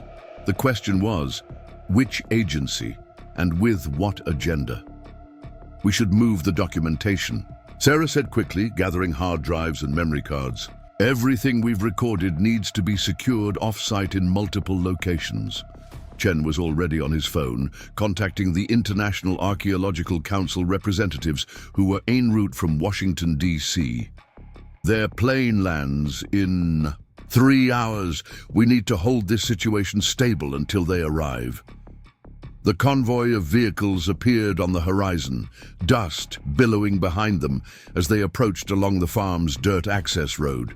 Marcus straightened his shoulders, preparing to face yet another challenge to their discovery. "Mr. Blackwood," he said, turning to the older man, "if your offer of support is genuine, we could use some legal expertise right now." Robert nodded, already dialing on his phone. "My foundation's legal team is standing by. Whatever agency this is, they'll need proper warrants and documentation to access private property, especially with an archaeological site of this significance." The lead SUV parked beside the farmhouse, and a woman in her early 50s emerged. Her crisp pantsuit and authoritative bearing suggested high-level government service, but it was the folder in her hand that concerned Marcus most. It likely contained official orders or warrants. "Mr. Whitfield," she called, approaching with 2 colleagues flanking her. "I'm Dr. Amelia Foster, Director of Special Projects for the Department of Historical Preservation. We've received information regarding a significant archaeological discovery on your property." Marcus stood his ground on the porch, aware of Chen and Sarah positioning themselves strategically nearby. "May I ask how you became aware of any such discovery, Dr. Foster?" She smiled thinly. "Let's just say certain activities don't go unnoticed. Mr. Whitfield, satellite imagery analysis, unusual equipment rentals, specific personnel movements, patterns emerge. When Professor Chen canceled 3 scheduled lectures to spend weeks in rural Montana, people became curious." She extended the folder. "This is a temporary preservation order issued by the federal court in Helena. It grants my department authority to assess and secure any archaeological finds of national significance. I assure you, we're not here to appropriate your discovery, merely to ensure its protection." Robert Blackwood stepped forward, introducing himself and requesting to review the documentation. As a prominent philanthropist and businessman, his presence clearly surprised Foster, who hadn't expected to encounter a figure of his stature. "These orders appear procedurally correct," Robert conceded after examining the papers, "but they only authorize assessment, not control or removal of artifacts. Any actions beyond documentation would require additional court approval." Foster nodded. "Understood. Our immediate concern is verifying the nature and condition of the site. Once we've established baseline documentation, we can discuss appropriate preservation protocols." Marcus considered their options. Refusing government officials with court orders would only escalate the situation, potentially damaging their credibility when the International Archaeological Council arrived. Limited cooperation might be the strategic choice. We'll allow a preliminary assessment, he decided, with conditions. All documentation must be shared with us. No artifacts or materials can be removed, and our archaeological consultant, Professor Chen, must accompany your team at all times. Foster agreed readily to these terms, suggesting she was genuinely focused on preservation rather than appropriation. As preparations began for a controlled visit to the Gallery of Chronicles, Sarah pulled Marcus aside. "Something feels off," she whispered. "Why would a federal agency mobilize this quickly? And look at their equipment. It's not standard archaeological documentation gear." Marcus had noticed the same discrepancy. The cases being unloaded from the government vehicles contained sophisticated scanning technology that seemed excessive for basic archaeological assessment. "Keep everything secure," he murmured. "Make sure our backups are distributed and alert our contacts that the site has drawn federal attention." The visit to the Gallery of Chronicles proceeded with tense professionalism. Dr. Foster and her team documented the chamber methodically, expressing appropriate academic appreciation while revealing little about their underlying objectives. They seemed particularly interested in the writing system, photographing every symbol sequence with specialized equipment. "These appear to be instructional in nature," Foster observed, studying the panels surrounding the city model. "Not just historical records, but deliberate knowledge preservation. The builders wanted future generations to understand their technologies." Chen nodded cautiously. "That's our assessment as well. The organizational structure suggests a systematic knowledge transfer methodology, almost like an encyclopedia or technical manual." Foster's attention lingered on certain panels. "These sections here, they appear to deal with energy systems, correct? And these relate to water management." "Among other topics," Chen confirmed, noting her specific interests. The government team seemed less concerned with cultural or historical aspects than with technological applications, a focus that echoed Sterling's priorities rather than typical archaeological preservation.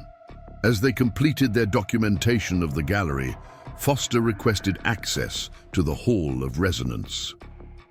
"Our scanning indicates additional chambers beyond this level. For a comprehensive assessment, we should document all accessible areas." "The deeper levels haven't been fully secured for visitor safety," Marcus objected, not wanting to reveal the research center they had discovered.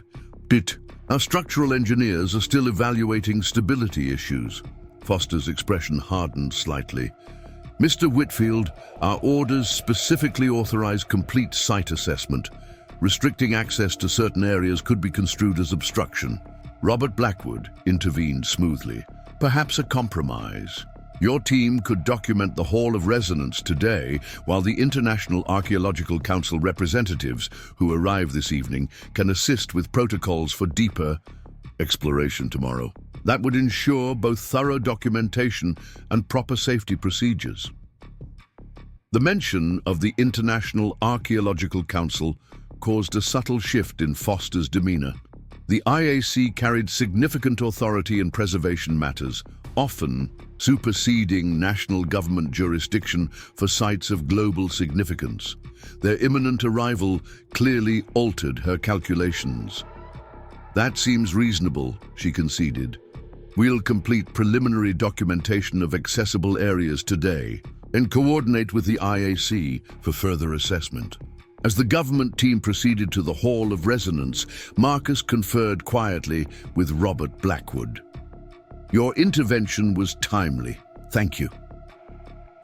The older man nodded grimly. "I recognize the pattern. They're specifically targeting technological applications, just as Sterling would. I suspect there's connection between her operation and certain government departments. Unofficial collaboration that benefits both parties. Shared interests in weaponization or commercialization, Chen suggested, joining their conversation. Ancient technologies represent potentially valuable intellectual property, especially if they can be patented as rediscovered rather than invented. The implications were disturbing.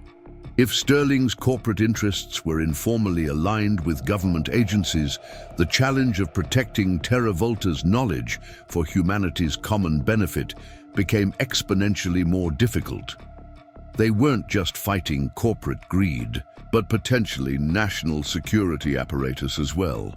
Sarah had been monitoring the security cameras they'd installed throughout the accessible chambers. "They're scanning everything," she reported, showing them her tablet display. "Those aren't standard archaeological documentation tools. They're advanced material analysis systems, the kind used in reverse engineering." Marcus watched the government team working methodically in the Hall of Resonance, their expressions professionally neutral, but their equipment betraying more specialized interests. They want the technology, just like Sterling. The preservation order is just a pretext to gain access, which makes the IAC representatives even more important, Chen emphasized. International oversight is our best protection against unilateral appropriation, whether corporate or governmental. As afternoon turned to evening, Dr. Foster's team completed their preliminary assessment and departed with promises to return the following day. The moment their vehicles disappeared down the access road, the farm erupted into activity. Sarah secured their documentation in multiple encrypted formats, sending copies to trusted colleagues worldwide.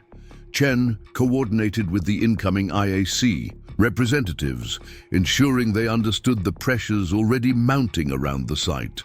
Marcus walked the perimeter of his property with Jack Morrison, reinforcing security measures against unauthorized access. The ancient city beneath their feet had remained hidden for millennia.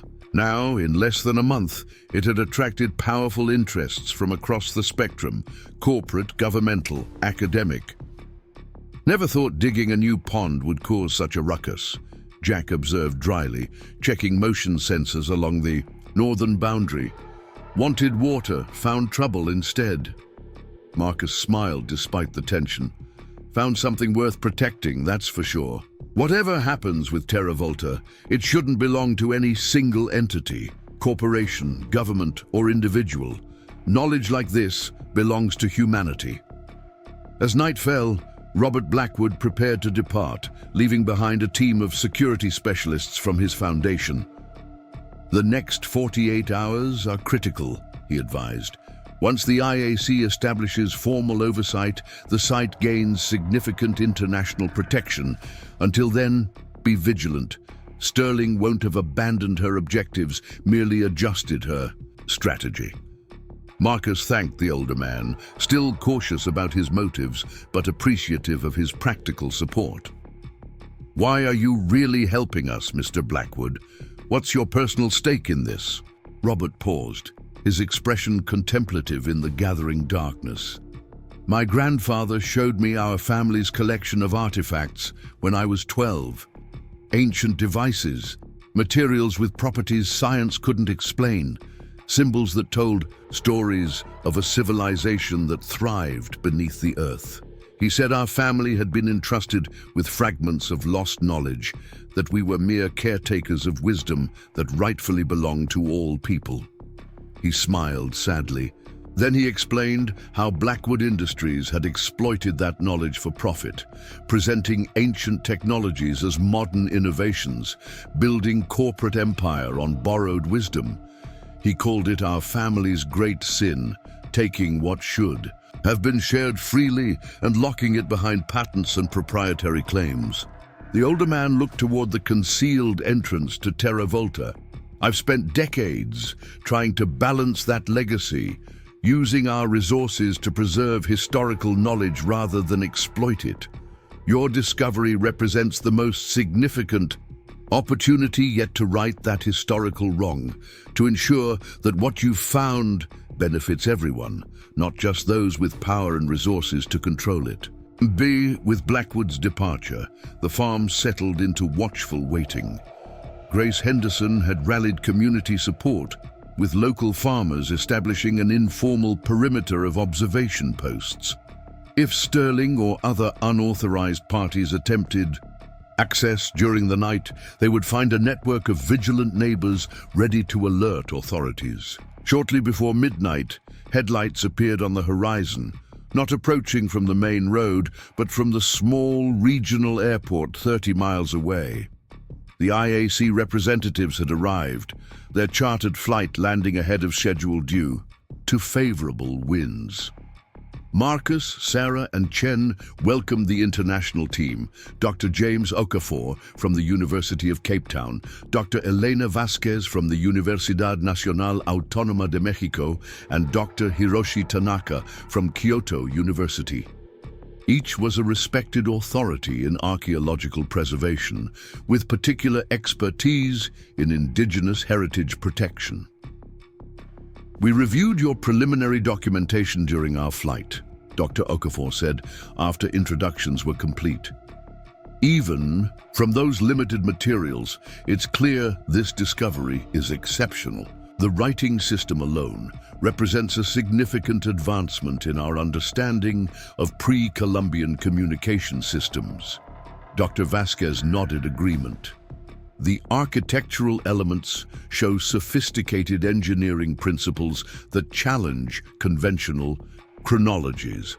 This site could fundamentally alter our understanding of technological development in the Americas. And it appears multiple parties have already recognized this significance, Dr. Tanaka observed dryly. We encountered representatives from 3 different organizations at the airport, all attempting to ascertain our purpose in Montana. The night was spent briefing the IAC team on the full extent of their discoveries, including the deeper levels not shown to Dr. Foster's government team. The international experts absorbed the information with professional thoroughness, asking penetrating questions and taking detailed notes. By dawn, they had developed a preliminary strategy for site protection and documentation. Our first priority is establishing formal international recognition, Dr. Okafor explained as they gathered for breakfast. We've already initiated emergency listing procedures with UNESCO and the World Archaeological Heritage Registry. By midday, Terra Volta should have provisional protected status under multiple international conventions. Dr. Vasquez outlined the immediate documentation priorities. We need comprehensive recording of all levels, with particular emphasis on areas containing vulnerable information or technology. Multiple redundant documentation systems, distributed globally to prevent any single entity from controlling access. Dr. Tanaka addressed the security concerns. International status provides legal protection, but physical security remains essential. We've arranged for a specialized team from the Archaeological Site Protection Agency to supplement your local measures. They'll arrive by noon. The systematic approach of the IAC team brought a sense of order to what had been a chaotic situation. With experts of unimpeachable credentials now involved, the site's significance would be established through proper channels, making unilateral appropriation by any single interest, corporate or governmental, far more difficult. As the morning progressed, the farm became a hub of professional activity. The IAC experts coordinated with specialists worldwide via secure video connections, establishing protocols for Terra Volta's documentation and preservation. Legal experts drafted protective declarations based on international conventions, creating layers of protection against exploitation. Dr. Foster's government team returned as promised, finding themselves now working alongside international authorities, whose jurisdiction in archaeological matters superseded their own. The dynamic had shifted overnight, with Foster's department now required to coordinate through IAC protocols rather than operating independently.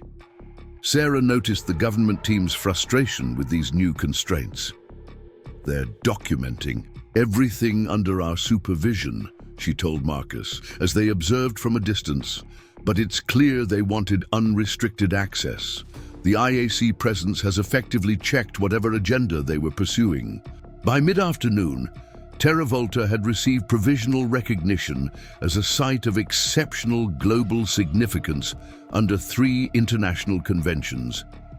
News of the discovery had begun spreading through academic channels, with archaeological departments worldwide requesting information and offering support.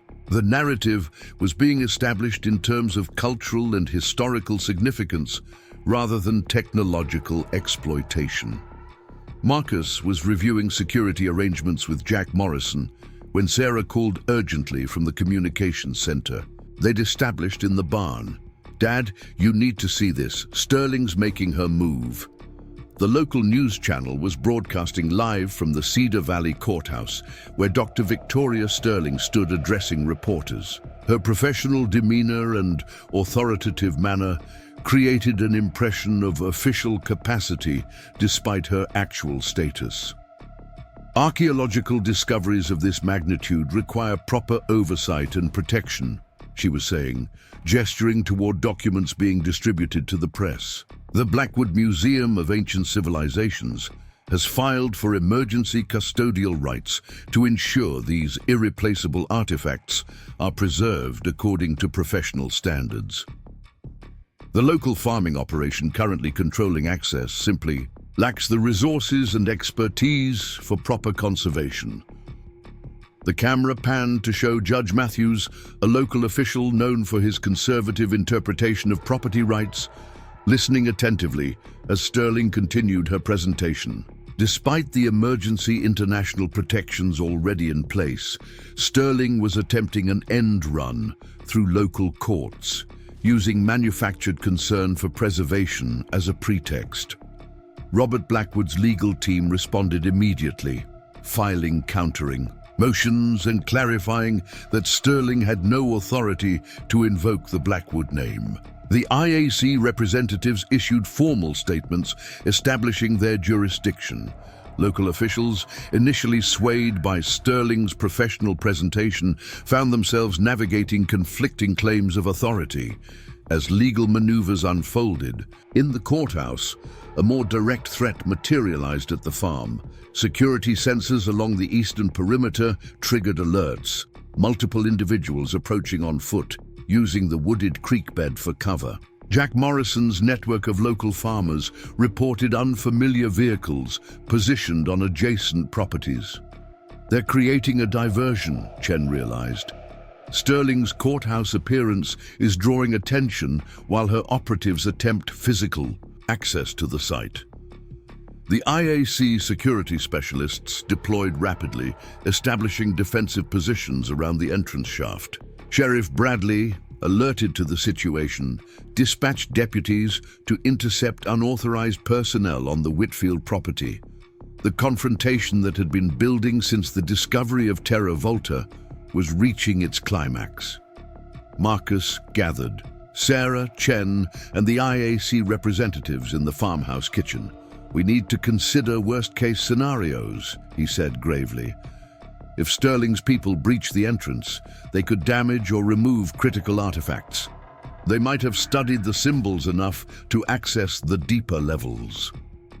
Dr. Okafor considered this perspective. "The emergency international protections are in place, but enforcement takes time. We need a contingency plan if physical security is compromised." "What about sealing the entrance temporarily?" Sarah suggested. "We've documented the activation sequence for the door mechanism. We could engage additional security protocols from the inside, effectively locking the city until proper protections are established." Chen nodded slowly. "The Gallery of Chronicles contains instructions for various security measures beyond what we've implemented. According to my translations, the builders anticipated the possibility of hostile access and created systems to protect sensitive areas. The decision was difficult but necessary. Marcus, Sarah, Chen, and Dr. Vasquez would enter Terra Volta immediately, documenting final elements and implementing internal security protocols that would render the city temporarily inaccessible. The remaining IAC representatives would coordinate external defense while continuing legal measures to secure permanent protection. As they prepared to descend, reports from the perimeter indicated escalating activity. Sterling's operatives had established positions on 3 sides of the property, apparently waiting for some signal. Sheriff Bradley's deputies had intercepted 2 teams, but reported more personnel still advancing. "This is becoming a military-style operation," Jack Morrison observed grimly, his Vietnam experience lending weight to his assessment. "They're coordinating through encrypted communications, using professional movement patterns. These aren't just corporate security, they're former special operations types."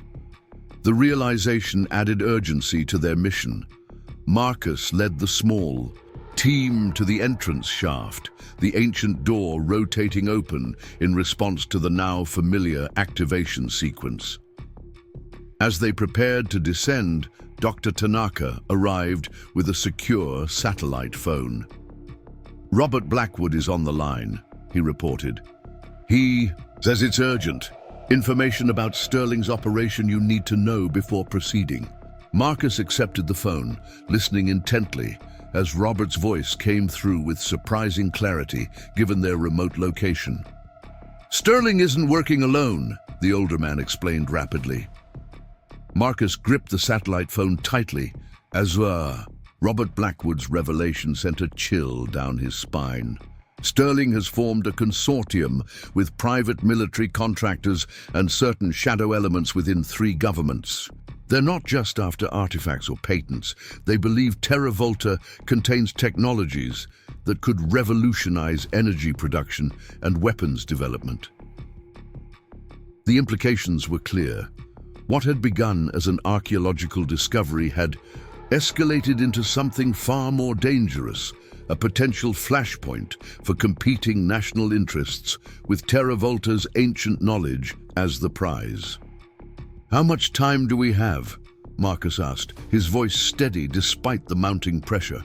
"Hours at most," Robert replied. "My sources indicate they're awaiting final authorization for a full tactical operation.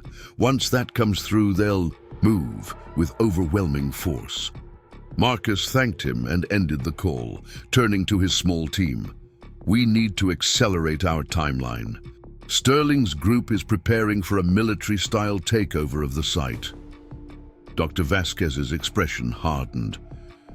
"Then we must ensure they find nothing when they arrive.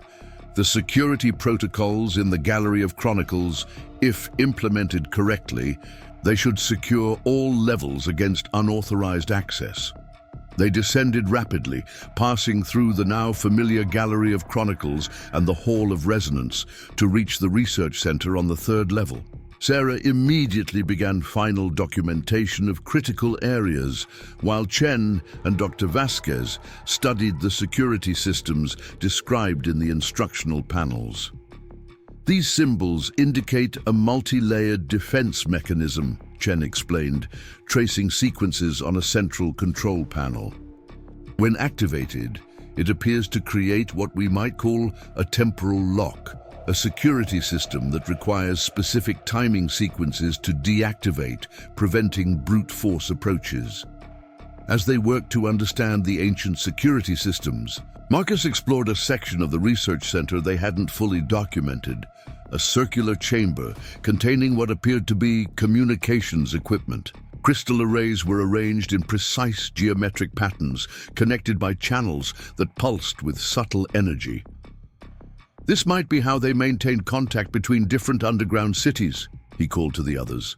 "These configurations suggest a network, connections to other locations."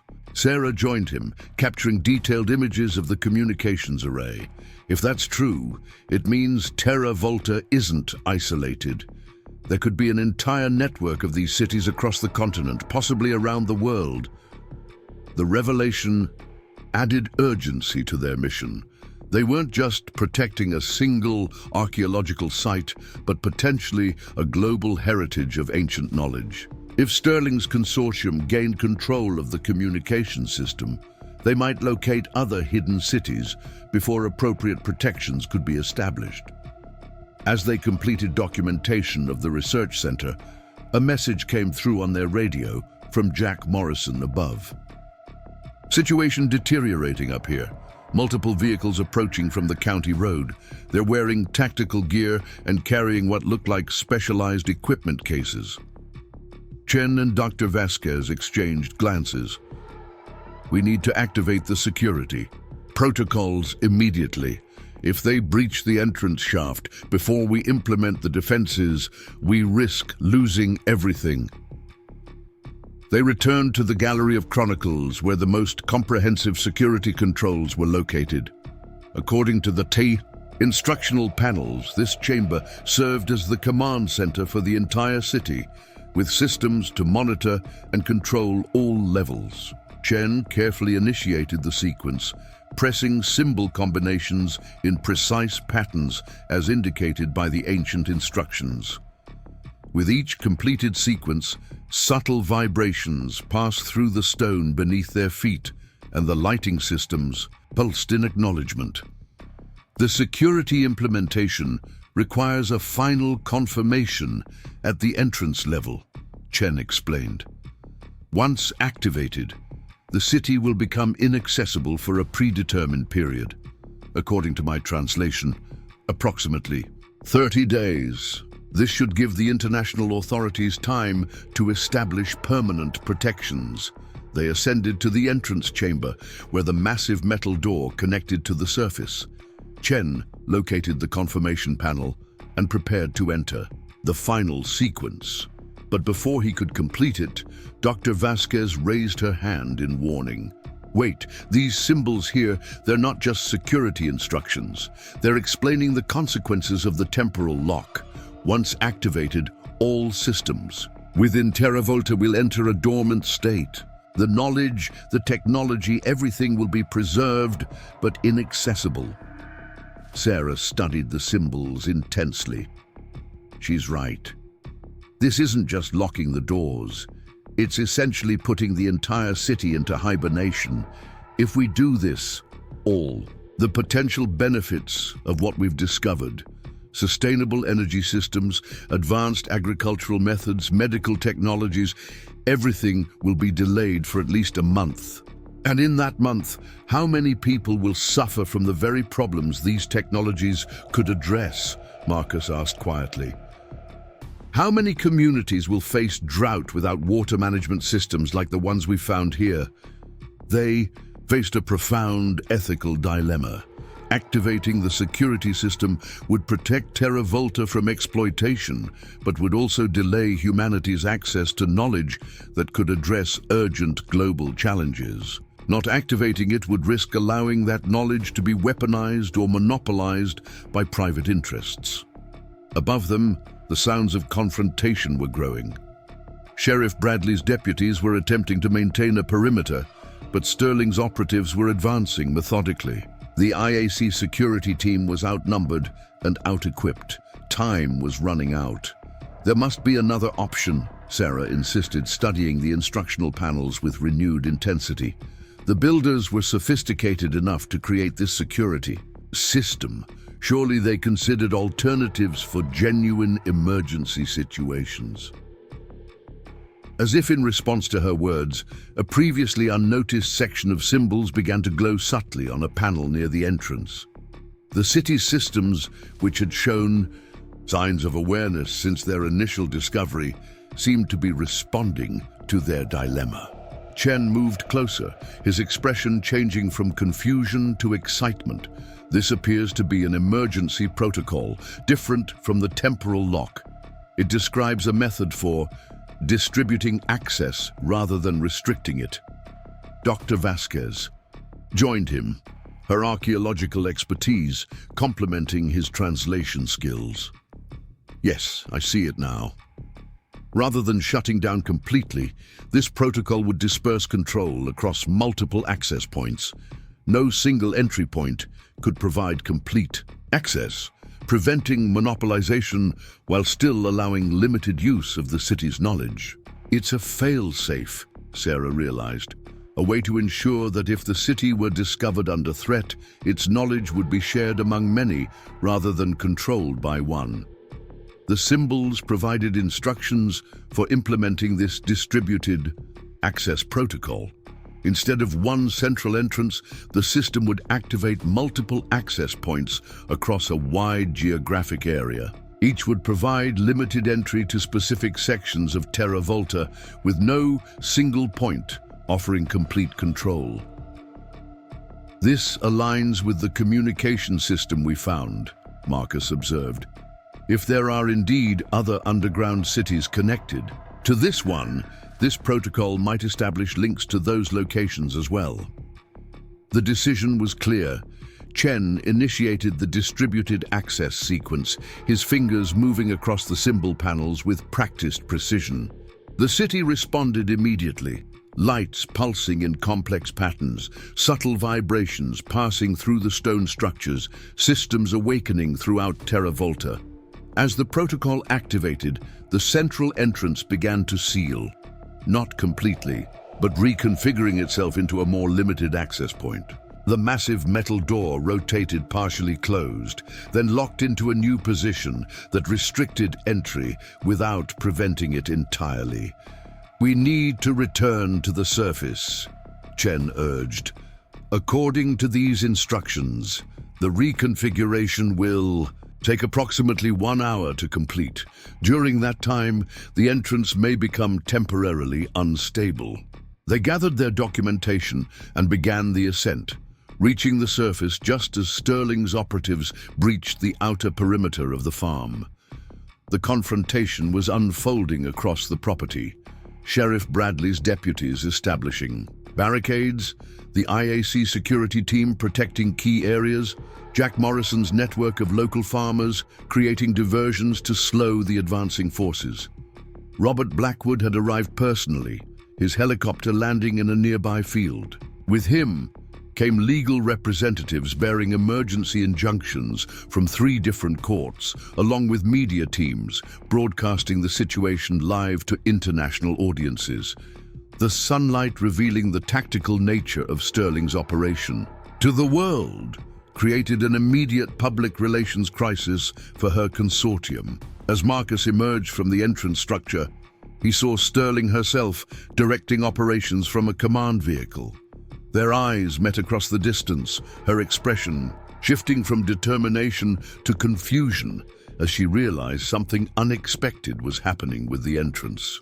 The ancient security protocol continued its implementation, the distributed access system reconfiguring Terra Volta's connections to the surface. Subtle vibrations passed through the ground across the entire farm, sensors detecting energy fluctuations over a radius of several miles. "What have you done?" Sterling demanded, approaching despite the tense standoff between her operatives and the defenders. "What's happening to the access point?" "We've implemented the builder's own contingency plan," Marcus replied calmly. "Terra Volta is being reconfigured for distributed access. No single entity, not you, not us, not any government or corporation, will be able to control it completely." The implications registered in Sterling's expression, her plans for monopolizing the ancient technology crumbling before her eyes. "That's not possible. The technology, the patents, the applications, they require centralized research and development." "Perhaps that's exactly what the builders wanted to prevent," Sarah suggested, joining her father. "They created this protocol specifically to ensure their knowledge would benefit many rather than enriching few."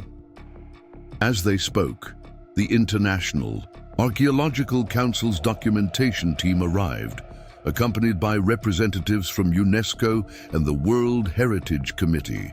The situation had escalated beyond a local dispute to an internationally monitored event, with legal observers from multiple countries now present. Dr. Foster's government team, originally positioned as allies to Sterling's operation, began distancing themselves as the global attention intensified.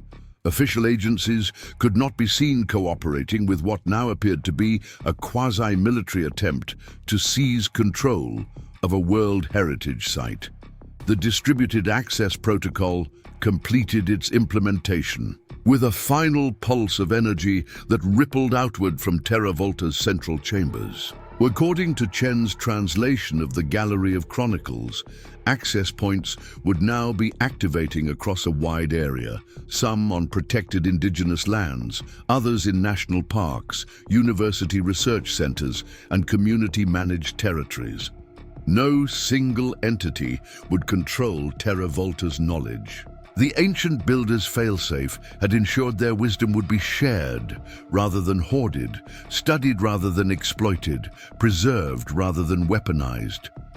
In the days that followed, the full implications of their discovery and the activation of the Distributed Access Protocol became clear. Archaeological teams worldwide reported the appearance of small, limited access points to what appeared to be extensions of Terra Volta, research outposts, specialized knowledge repositories, and communication nodes. The International Archaeological Council established a global coordination center at Cedar Valley, with Marcus's farm serving as the primary research hub. Sarah became the lead documentarian for the Terra Volta project, her archaeological training and first-hand knowledge making her uniquely qualified. Professor Chen headed the translation efforts, coordinating with linguists worldwide to decode the vast repository of ancient wisdom. Dr. Sterling's consortium collapsed under international scrutiny and corporate backlash. The public exposure of their military-style operation against an archaeological site violated too many ethical and legal boundaries to survive. Sterling herself disappeared from public view, though rumors suggested she was attempting to locate other underground cities independently. Robert Blackwood transformed his family's legacy by establishing the Blackwood Historical Knowledge Foundation, dedicated to ensuring ancient wisdom benefited humanity rather than enriching individuals. The foundation provided resources for communities hosting Terra Volta access points, supporting sustainable development based on the ancient technologies being discovered. 6 months after the initial discovery, Marcus stood in his fields, watching, as the drought that had threatened his livelihood gradually receded. The water management systems learned from Terra Volta had been implemented across the region, helping farmers adapt to changing climate patterns with techniques perfected thousands of years earlier by the ancient engineers. The irrigation pond he had originally planned, the excavation that had revealed Terra Volta's entrance, had been completed, though with significant modifications based on the underground city's water conservation principles. It now served as both a practical farming resource and a symbolic reminder of how necessity had led to discovery. Research teams worked daily in the Gallery of Chronicles and Research Center, carefully documenting and analyzing the ancient knowledge. Each discovery was shared globally through academic networks, with practical applications immediately made available to communities facing relevant challenges. Solar energy systems based on Terra Volta's crystal technologies were being implemented in regions without reliable power. Agricultural methods adapted from the underground gardens were increasing food security in arid environments. The Distributed Access Protocol had transformed what might have been a corporate or governmental monopoly into a global heritage, with benefits flowing to communities worldwide rather than concentrating in centers of power. The ancient builders' wisdom, their understanding of sustainability, harmony with natural systems, and equitable knowledge sharing proved as valuable as their technological innovations. Sarah joined her father in the fields, taking a rare break from her documentation work. The latest translations suggest Terra Volta was built during a period of climate instability, similar to what we're facing now, she explained. The builders went underground, not just for protection, but to develop technologies that worked with natural systems rather than against them. They were planning for humanity's future, not just their own survival. Marcus nodded, understanding the parallels between that ancient crisis and their contemporary challenges. And now their solutions are helping us face our own difficulties, not through exploitation or domination, but through adaptation and cooperation. The underground city had waited millennia for discovery, its knowledge preserved in perfect detail beneath the Montana soil. The drought that had threatened to destroy the Whitfield farm had instead revealed a resource more valuable than water, wisdom from an ancient civilization that had faced similar challenges and developed solutions based on harmony rather than exploitation. As the sun set over Cedar Valley, painting the sky in brilliant hues of orange and purple, Marcus reflected on the journey that had brought them here. The ancient lights of Terra Volta glowed softly beneath the earth, no longer hidden, but not fully exposed either, protected by the builder's own foresight and the commitment of those who understood that some discoveries belong not to individuals, but to humanity itself. The battle for Terra Volta had transformed into something greater, a collaboration that spanned continents and cultures, connecting modern challenges with ancient solutions. The underground city had become not just a scientific curiosity or archaeological treasure, but a bridge between past wisdom and future possibilities, a reminder that human ingenuity, when guided by principles of sustainability and equity, could address even the most daunting challenges. And it had all begun with a farmer digging a pond, seeking water in a time of drought, and finding instead a legacy of knowledge that would flow outward to nourish the world. Up next, you've got 2 more standout stories right on your screen. If this one hit the mark, you won't want to pass these up. Just click and check them out.